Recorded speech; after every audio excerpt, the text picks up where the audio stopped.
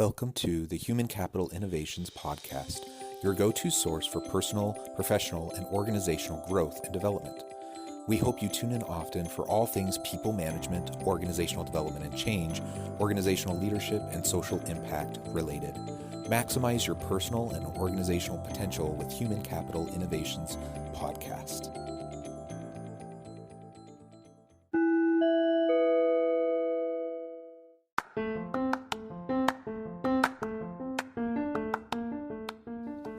Welcome to the Human Capital Innovations Podcast. In this HCI podcast episode, I talk with Rob Schallenberger about 3 habits that will have the biggest impact in someone's personal and professional life.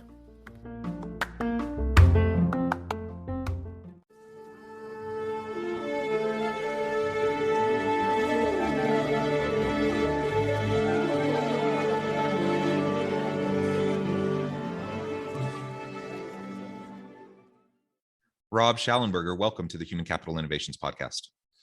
Hey, thanks so much, John. Excited to be here. And thanks to all the listeners who joined us. We're going to have a great experience the next 30 minutes. That's my hope. Yeah, I'm super excited. Thank you for joining me. And it turned out in the pre-interview, as we were chatting, we realized we're both located in Orem, Utah, south of Salt Lake City. So we're actually pretty close to each other. But we're doing this remotely over Zoom, as I usually do all my interviews. So anyways, it's great to be with you, Rob. And we may have to catch lunch one of these days when we can actually be together in person. Today, we're going to be talking about your recent book, Do What Matters Most. And we're going to zoom in on the 3 habits that will have the biggest impact on someone's personal and professional life. As we get started, I wanted to share Rob's bio with everybody. Rob Schallenberger is one of the world's leading authorities on leadership, time management, and productivity. He's trained and spoken for hundreds of organizations around the world, such as Dallas Cowboys, Charles Schwab, PepsiCo, and many, many others. He's the CEO of Becoming Your Best Global Leadership and is the best-selling author of 5 different books focused on leadership, time management, and productivity. His company has established a top-ranked certification program for other trainers and coaches. Rob began his career by spending 2 years of service in Bolivia. Following his service mission, he attended Utah State University, where he graduated in 2000. He went on to earn an MBA from Colorado State University. He served as an F-16 pilot in the United States Air Force for 11 years, and he was an advanced agent for Air Force One and traveled the world working with foreign embassies and the Secret Service. He's been married for 23 years and has 4 beautiful children. What an incredible background and career. Based on when you graduated, I imagine we're fairly close in age, though it seems like you've accomplished way more than me. No. Good work on a really great career, and it's a pleasure to be with you today. Anything else you would like to share with listeners by way of your background before we dive on into the conversation? No, it's just funny. We read backgrounds and we all have these different resumes. And sometimes, we look at those, you look at someone like a Tony Robbins or anybody else for that matter. You look at something like that and you say, wow, this person doesn't have any issues, no challenges. One of the things I've learned, whether it's through our executive coaching program or whoever, it doesn't matter if a person has a net worth of $1 billion. It doesn't matter if they've done this or that. Everybody has different challenges. And that's exactly why this podcast today, I hope, John, will be so valuable, is because as we're talking about do what matters most, regardless of what we've done in the past, the question is, where are we today and what's going to happen going forward? And that becomes a very empowering conversation. Regardless of what our background was, is where are we today and where do we go from here?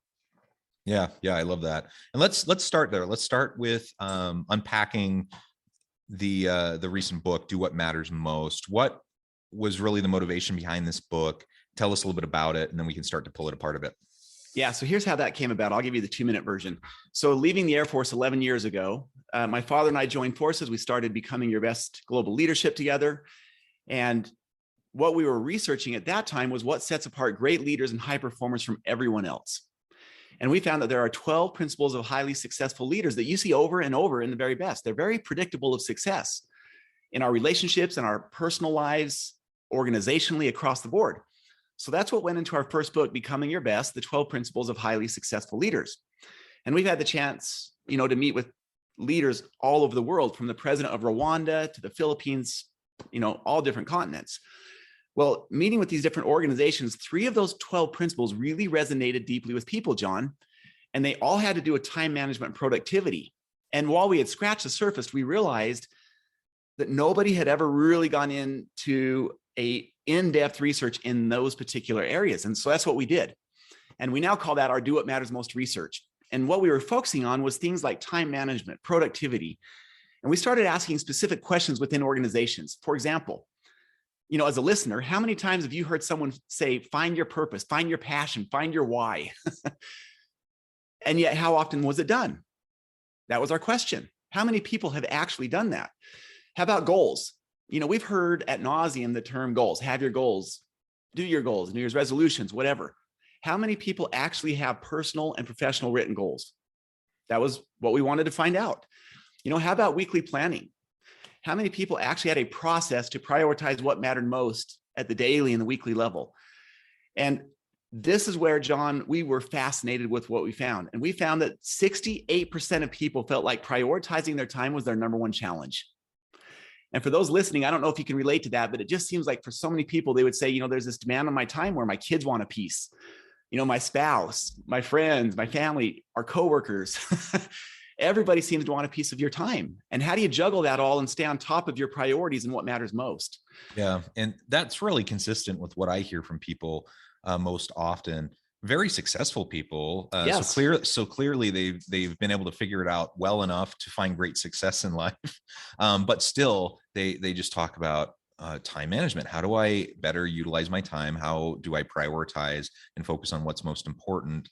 It's a real challenge. And to your point about daily and weekly kind of just regular check-ins and making sure that we're on top of that in the daily hustle and bustle and, daily grind of work and home life and everything, like that tends to get set aside as we're just trying to respond to all the immediate crises and needs of those around us. Yeah, that's exactly it. And here's what was interesting, John, is 80% of people surveyed did not have a process to schedule their priorities or balance their time outside of sticky notes and to-do lists.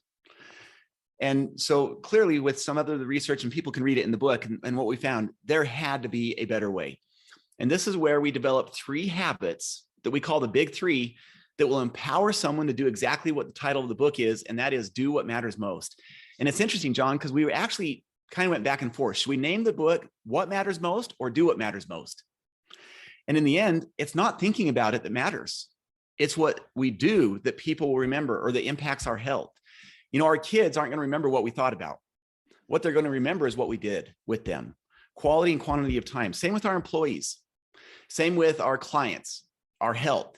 And so Do What Matters Most became the title of the book. And these 3 habits are total game changers. And less than 1% of people, John, apply these habits. And what's exciting is that anyone can. And so today, we can go into any direction you want on these habits. But this is where Do What Matters Most was born. And one of the things that I love about this thought are those 4 words, do what matters most. I mean, just in the title, it already gets our minds thinking about, what are we doing with our time? Where are we investing our time? And so these 3 powerful habits are game changers. Yeah. And I like to focus on doing because it is about implementation. We can have really great intentions and great ideas, but being able to translate the abstract ideas and intentions into real concrete action where we're actually implementing them and actually doing things and accomplishing things, that's really where productivity is at and where impact is at. So I'm all for doing self-reflective work and spending time thinking and in thoughtful mindfulness practices and those sorts of things. But we have to get to the point where we transition from that internal work to the external work where we can put it into action. And so doing is how we go about that. Yeah. And the promise is a person that implements these habits, John, that their productivity will increase by at least 30 to 60%, and that they will accomplish between 800 to 1,200 additional things this year that they would not have done without those habits, and all with less stress. So it's kind of like, who wouldn't want to do this, right? Show me what they are. Because I mean, like you said, it doesn't matter what level of outward success someone has. I guarantee you pull someone aside, you're going to find someone that has different challenges internally. And this is the idea of Do What Matters Most, is how do we create a balance of success stories across every role and area of our life? Yeah, I love that. So let's dig in and talk about those 3, the big 3, those 3 habits that are going to have the biggest impact on someone's personal life and professional life from the research that your team has conducted. Yeah. Okay. So let me just list what the 3 habits are. And on the outside, you may say, oh, that kind of sounds simple. Remember, it may sound that way, but for as much as they're talked about, they're rarely being done. So habit number one. And can I just say too, before we dive in, based on what you just said, absolutely. Some of the most transformative types of approaches to us finding success in life aren't rocket science. They're generally fairly simple. The real hard part is consistency, right? Consistency. Amen. Consistency, yes. Dedication, resilience, and just continuing to push towards those outcomes. And that's really hard because people's attention wanes, their motivation and interest level wanes. And ultimately, we just have to be consistent. And that's exactly it. At the beginning of a seminar, or even the book, chapter 1 of the book is that do what matters most is both a mindset and a skill set. You know, I'll list the 3 habits. They're very much a skill set. The mindset is everything you just described. It's the willingness to apply the habits. It's the discipline to be consistent. And what's interesting, John, is everything flows through these. What we do with our time, whether it's exercise, meditation, yoga, you know, strategic planning with our team, our organization, date night with your spouse, time with your kids, all of that stuff flows through these 3 habits. So here are the 3. And here's what makes these unique is we invite a person to apply all 3 of these habits through the lens of the 5 to 7 roles that matter most to them. So if you're listening to this podcast, I would ask you, what are your 5 to 7 roles that matter most to you? So for example, if you're a parent, obviously parent would be one of those roles. If you're in a relationship, partner or spouse would be one of those roles. CEO, manager, friend, brother, sister, son, daughter, philanthropist, coach, etc. So you get the idea. And by the way, the most important role is personal, self. You know, we've got to have our own flame burning if we want to light other candles. And so what we invite people to do is apply these 3 habits through the lens of the 5 to 7 roles that matter most. And that's what makes this process so unique and powerful. So habit number 1 is to develop a written personal vision by role. That's the high level. It's a 30,000 foot view of your life. It's the very best version that you could describe of yourself in each of those roles. So for me, you know, father, husband, CEO, my personal life, what does the very best version of me look like, my vision for each of those roles? Less than 2% of people have done that, John. So again, for as much as it's talked about, rarely being done. The next habit, imagine going down a funnel. So the vision is the high level 30,000 foot view. The next habit is to develop your roles and goals for this year. In other words, 1 to 4 specific measurable goals in each of those roles that you would like to accomplish this year. You know, I heard Matthew McConaughey the other day when I was driving in, he said, you've got to define what success looks like for you. Great. I mean, that's another nice soundbite, right? And he's exactly right, but it's a soundbite, meaning that roles and goals are exactly what you're doing there by defining success in each of your different roles, something that is specific and measurable and gives you a clear target. Only 10% of people have both personal and professional written goals. And I'm not talking about the proverbial New Year's resolution that gets broken 2 weeks into the year. You know, the way to do this is a real skill set, and it's talked about in chapters 5 and 6 of the book. And the third habit, John, and the most important habit by far and away, is the one that connects our vision and goals down to the daily and weekly level, and that is the habit of pre-week planning. And we define a very specific process, and if it's okay, I'd love to talk about it at some point in the next few minutes, because initially someone will say, oh yeah, I do pre-week planning. And I'll ask, well, tell me what you do. And they say, well, on Friday, you know, or Saturday, I'll go through my week professionally, and I'll say, here's all the things I need to do this week professionally. And one of my favorite quotes, and it's the way we start the book, Do What Matters Most, is this: good, better, best, never let it rest till the good is better and the better is best. And that form of pre-week planning, while it may be good, there is a better way that brings balance to all of these different roles in our lives and dramatically will increase productivity. So when you bring all 3 of these habits together, John, total game changers. Imagine how it would feel to have a high level 30,000 foot view vision for each role. And then have 1 to 4 specific goals that you're focusing on that you say that will empower me to be successful in that role this year. And then pre-week planning, where we're asking ourselves what matters most each week by role. And so we're actually connecting that down to the daily, weekly level. And that's why these 3 habits are so complementary to each other and are total game changers.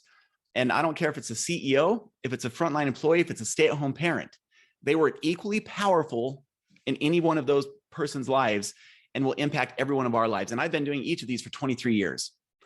And my world would collapse in on itself if you took away any one of those habits, especially pre-week planning. So that's an overview of the big 3.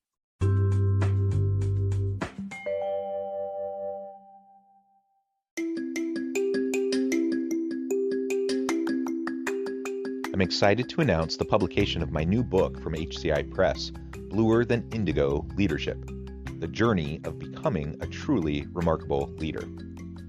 Early in my adult life, I learned about an Asian proverb that translates as bluer than indigo. If you think about the color indigo, it is a brilliant, deep, and vibrant blue, what some would call the bluest of blues. To have something that is bluer than indigo is rare and truly remarkable. Contrary to popular myth, there is no one-size-fits-all or cookie-cutter approach to effective leadership. There's no silver bullet, no secret sauce, no go-to model that will solve all of our problems.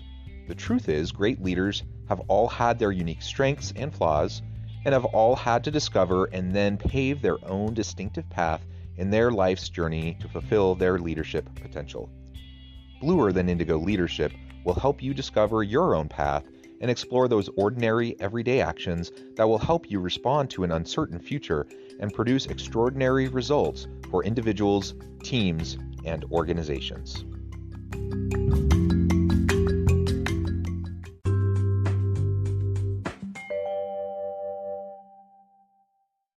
Yeah, thank you for that. That's super helpful, and I appreciate that, particularly the last point. I think big picture, zooming down, further, getting more detailed into that pre-week planning is excellent, and we can certainly unpack that and talk about more specifics around the pre-week planning methodology that you espouse and that you use in your own personal life. I've seen a variety of different approaches and methods to that, but ultimately, certainly from a self-reflective standpoint, it's important, but also just from a practicality to logistics standpoint, just understanding and being able to wrap your mind around everything, and then being able to figure out logistically how you're going to try to fit everything in. It's super important, and it also, in my experience, really helps to highlight those elements that just don't seem to matter as much. As you start to look at your week and you're like, oh my gosh, look at this mess of a calendar, all these things I need to accomplish, then you can actually look at things that you can just get rid of or delegate, send a colleague to that meeting instead of you going to that meeting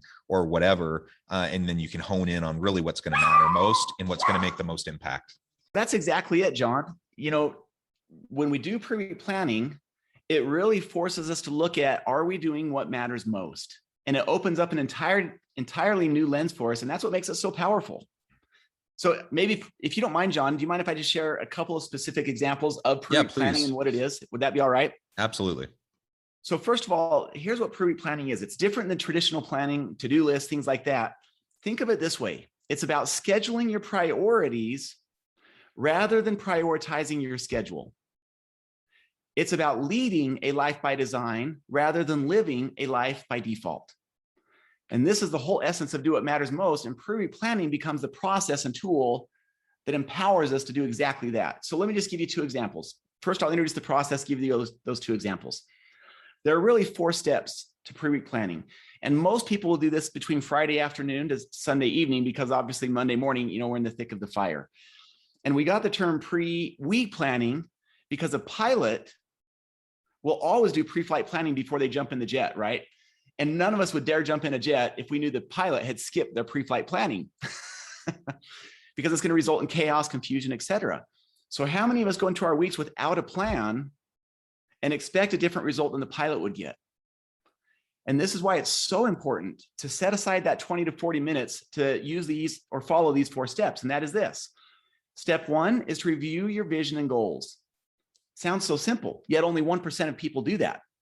In other words, our weekly actions are going to align with our vision and goals, what we've already put in that effort and work to define. Step 2 is to identify your roles, the same roles that you would have used in your vision and goals. Step 3 is to ask yourself, what can you do that matters most in each of those roles this week? That's a powerful question, because it's no longer, this proverbial, here's what I have to do this week. Now you're thinking about what you can do.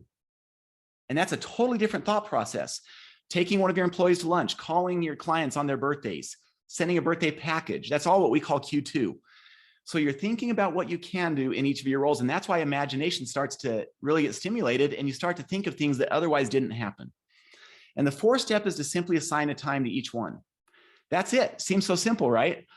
And we've spent thousands of hours, John, looking at all kinds of different planning systems to develop those 4 simple yet powerful steps. We have an online extension that people can use for Google or Outlook. And we have the physical planners for people that like paper. And that's the tool to implement the process. So let me just share two very brief examples, if that's all right, John, of the power of this. Yes, please. So there's a Pepsi executive that learned how to do pre-week planning. And I like the way you said this earlier, John. On the outside, he would appear to be very successful, you know, seasoned, young 60s, top of his game at Pepsi, financially well-to-do. From the outside, you look at him and say, man, that guy has it all together. Well, when he learned the process of pre-week planning, this was a totally new and foreign concept to him, to look at his week and life through the lens of his roles. And so he came up with one of the roles as father. And he wrote, call my son, you know, something specific that he would do that week, call my son. And we asked, well, why, you know, why? I mean, cool, but why? And he said, well, because 7 years ago, my son and I got into an argument and we haven't talked since. I mean, that's a big deal, right? So we asked, well, when will you do it? Wednesday, 7 o'clock. Great.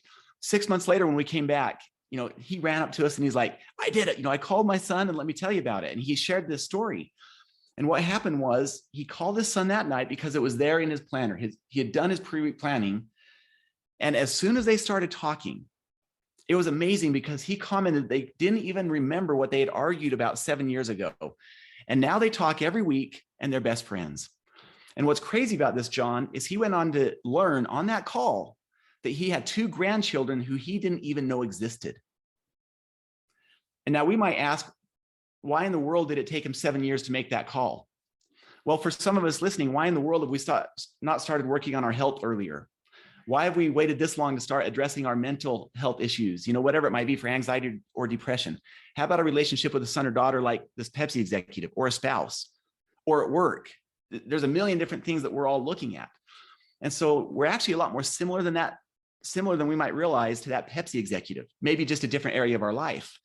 And for him, pre-week planning was a total game changer, because once he made that call and established that relationship, he said it freed him up to be the type of executive that he had not been for years. He was no longer carrying that weight on his shoulders that he'd been carrying. And so this is the power of it. I mean, it doesn't have to be rocket science. For me, you know, a couple of years ago, I remember writing a note to my daughter, Lana, because that's what I had put in the role of father, write a note to Lana, each of my kids something every week. You know, I left a little note on her bed, and then I went to Indianapolis to do a keynote. On the way back, my wife texted me a picture and she said, Rob, Lana snuck into our room and she put this note on our headboard. And it said, I love you to the moon and back, even more than all the jelly beans in the world. And it started this little back and forth. So how long, you know, did it take me to write that note? It took 30 seconds to a minute. How many times could we be doing things like that, both personally and professionally? But it's really about just making the time for it. And that's why pre-week planning gives us the process of the medium. And it's not just thinking of the big thing I could accomplish this day. That's important. It's not just sitting down in the morning and say, what are my top 3 priorities of the day? All of that is good. But in the spirit of good, better, best, there's just nothing out there right now that allows us to look at our lives through the lens of our different roles and ask what matters most in each role. Yeah. I really like that. And it just highlights the human tendency that we all have to procrastinate, even those things that we hold very close and dear to our heart, that we feel is very, very important, like a relationship with a child. When we just get, when we get busy into our day, unless we have those things kind of thought out in advance, most of the time they're going to go left undone. Now, that's not to say I'm all for organic opportunities to connect with people, and certainly we can try to schedule ourselves in a way that we have time allotted where we can just be with people, so that we can have those organic types of interactions and those meaningful, genuine types of interactions. But if we're not planning in advance, a lot of those things just aren't going to happen, because our lives are just too busy, and we have 1,000 reasons why we can put that call off to our son, right? Or whatever the case may be. We all have our reasons. We all have the justifications in our minds. But putting it down on paper or putting it in your Google Calendar or whatever, it just is that next step that now is going to nudge you towards actually carrying it out. Well, that's exactly it, John. And that's why this is next level time management. Because, you know, like we talked about earlier, a lot of people are used to looking at their week professionally and saying, here's what I need to do professionally. Good, better, best. And you do pre-week planning and you start looking at your week through the lens of your different roles. And here's the other caveat to this. Even professionally, one of the things that we invite people to do in our book is to look at their life and ask, how do we shift to be transformational rather than transactional? Transactional is just showing up and going through the motions. Transformational is changing something, improving a process, making something better as a result of our touch. So whether it's as a parent, as a CEO, as a manager, whether it's taking care of our own lives, how do we make that shift to the transformational type activities? And that is very intentional. And I love what you said, John. Pre-week planning does not take away from spontaneity. It does not take away from, those impromptu things. The difference is it will allow us to do so many more of those. And we'll do so many more things that to others felt impromptu or spontaneous, like, for example, a note to your wife or husband. To them, that feels totally spontaneous. Even though it was part of our pre-week planning, it had a big impact on our relationship. A date night. How about this? If you're listening and you're a senior leader in your organization, one of the most important things you can do as a leader is develop a clear strategic plan that creates alignment for your organization. One of the things we do is help companies with that, but only 30% of companies have a clear strategic plan that creates alignment. If you're a CEO, a president, senior VP, whatever, this could be one of your goals, your key areas of focus. Develop your strategic plan for 2022 by January 1st. That is a very clear target.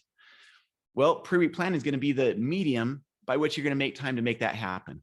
So it really is just about what matters most to you and then doing those things.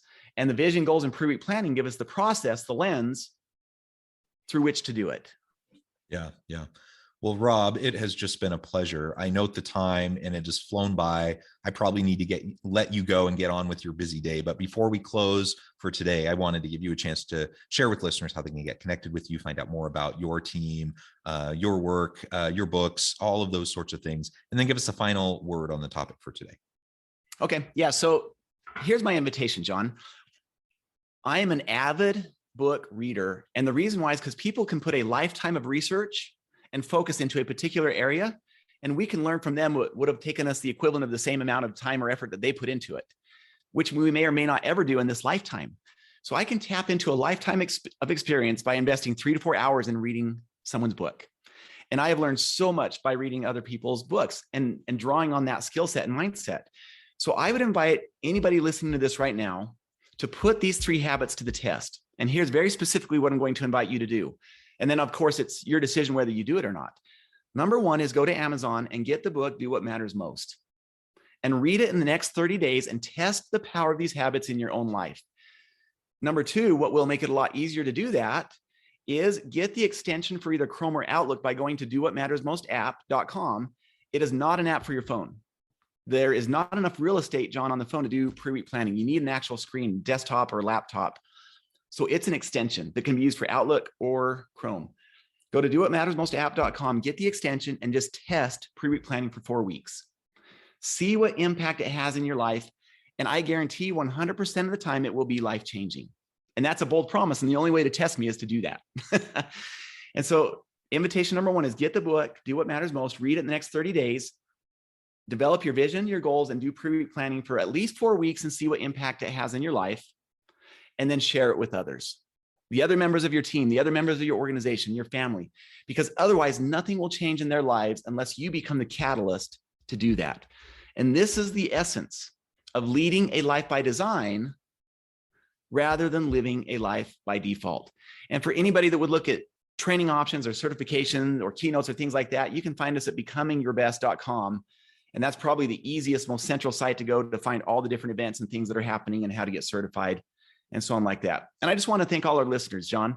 Thank you for doing this. You don't have to do this and you're doing it. Our listeners, you did not have to be here today, and yet you are. And so thank you to you, John, for doing this. And thank you to those who tuned in to listen to this podcast today.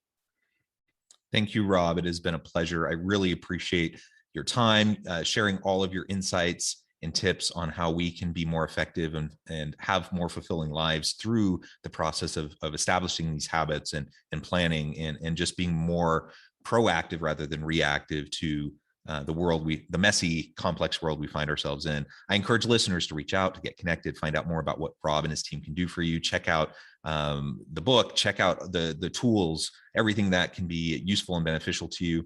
And as always, I hope everyone can stay healthy and safe, that you can find meaning and purpose at work each and every day. And I hope you all have a great week.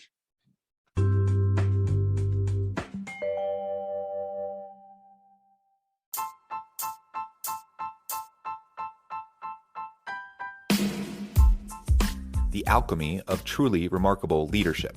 Ordinary, everyday actions that produce extraordinary results. Consider how the nature of work has shifted over the past 50 years. With increased globalization, rapid technological advancement, and the shift in economic composition, the average job of today looks very different than the average job of 50 years ago. What will the jobs and organizations of tomorrow look like? Moreover, what does this all mean for organizational leaders? What are the core competencies and capabilities of organizations and their leadership that are prepared for continued disruption and geopolitical and socioeconomic shifts? Regardless of what the future holds, increasingly, leaders need to be socially minded, data-driven, decisive, champions of talent, and disruptors of the traditional notions of leadership, teams, organizations, and work. The Alchemy of Truly Remarkable Leadership will help you to explore your own leadership competencies and capabilities and consider ways to apply and implement them into your workplace and personal life.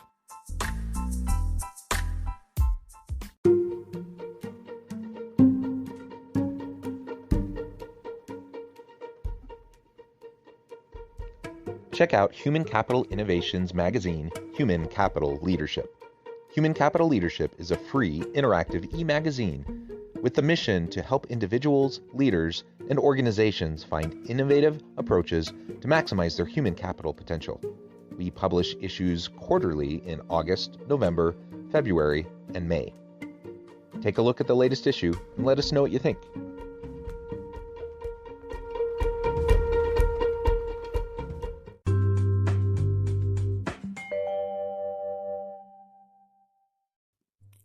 Thanks again for joining us for this episode of the Human Capital Innovations Podcast. I hope you stay healthy and safe and that you have a great week.